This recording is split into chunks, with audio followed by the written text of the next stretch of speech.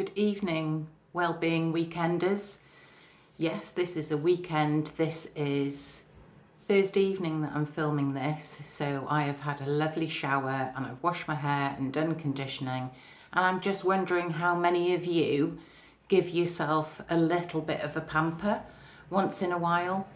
So exfoliation, mask, bit of a massage of the face. How often do you do that? How often do you give yourself a little bit of time to just pamper yourself? We should all be doing it. Our biggest change in our face and our facial structure is between 40 and 50. So we really need to be looking after our skin for our skin insurance for later on in life. So I've had a busy day today and I'm just popping on after I've had my shower just to give you a few little tips for massage. So if you can, at least once a month, if you exfoliate your face and give yourself a mask, just put aside an hour to spend on yourself. Not only is it good for the skin, but it's good for you. It's good for your well-being to just give yourself some time away from everything and just concentrate on you. So I've already exfoliated my skin in the shower and I've just applied a light moisturizer, oil over my face so that I can just do, actually it's really sinking in. That's mature skin for you. So I'm just going to reapply that. I'm just going to give you some massage moves just to do at home. So if you've got a serum and oil or an oil, that's what you would use here. You can use your kitchen cupboard staples if you've got any coconut oil or olive oil, very, very small amount. You can use that. It's all good. It's all good feeder for the skin. So we always work upwards on the face and the neck in treatments. That's just the way that it is. At the back of the neck, we usually come downward. That's our vagus nerve. That's usually we come downward on here and drain into the collarbone. So let's just give ourselves a bit of a stroke on the back of the neck, the vagus nerve. Let's just get ourselves relaxed. And then just go into the jawline and just get your fingers and just massage up to your earlobes.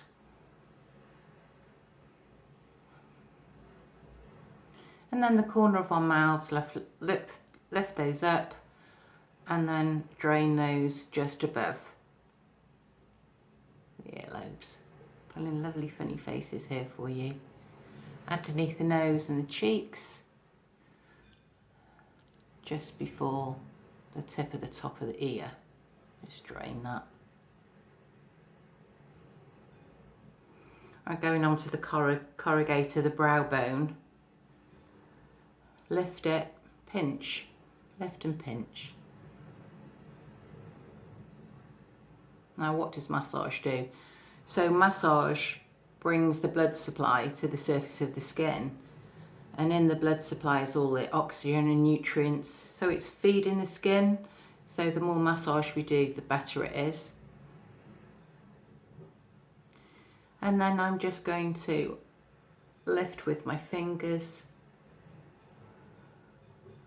lift above the brow bone, right up into the hairline, and then round. I'm going to come round the eyes very, very gently. Actually, using your ring finger is a lot more gentle. You can't put too much pressure on. So I'm bringing it in, giving a bit of pressure, lifting it up round the brow bone. And then going to do a little bit of knuckling.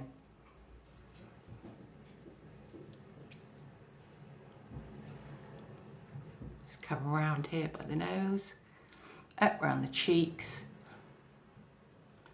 onto the forehead. Some effleurage movements, which are just the movements that you usually use when you're putting on your moisturiser or foundation. Up the neck. Let's move quite quickly. There's a bit of tapping under the neck.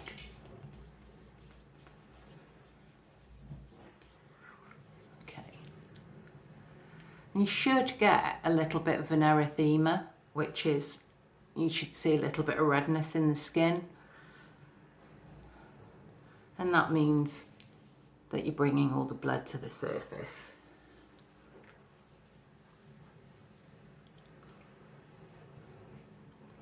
So just kind of repeat those moves.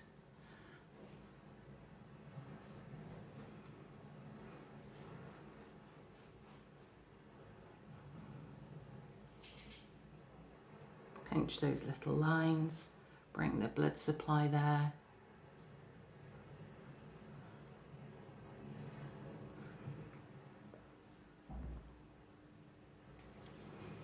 Okay, spend as long as you can on your face. Definitely 5 minutes until you've got that erythema going. And then you know that you've got the blood supply going. And also, it stimulates your fibroblastic cells, which are your own collagen producing cells. So massage is really good for stimulating collagen.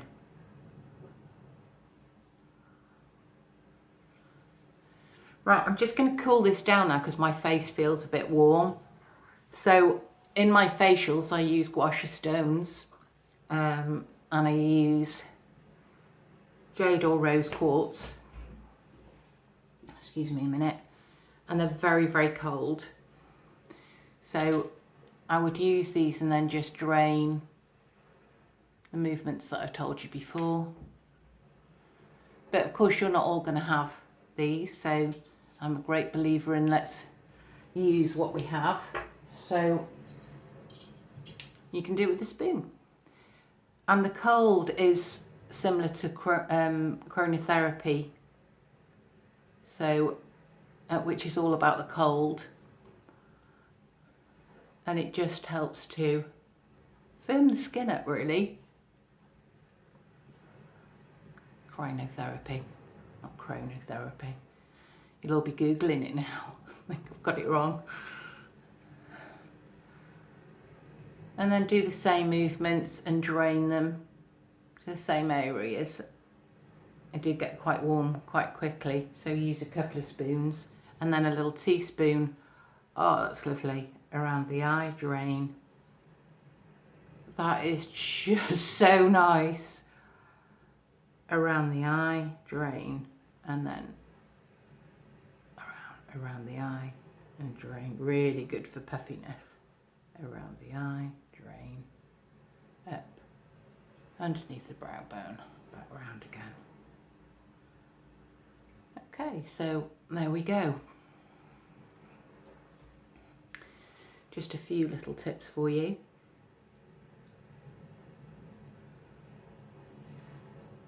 Also masks, if you haven't got any of the sheet masks or a pot of mask, you can use what you've got in the kitchen cupboard. Egg whites are really good for firming the skin.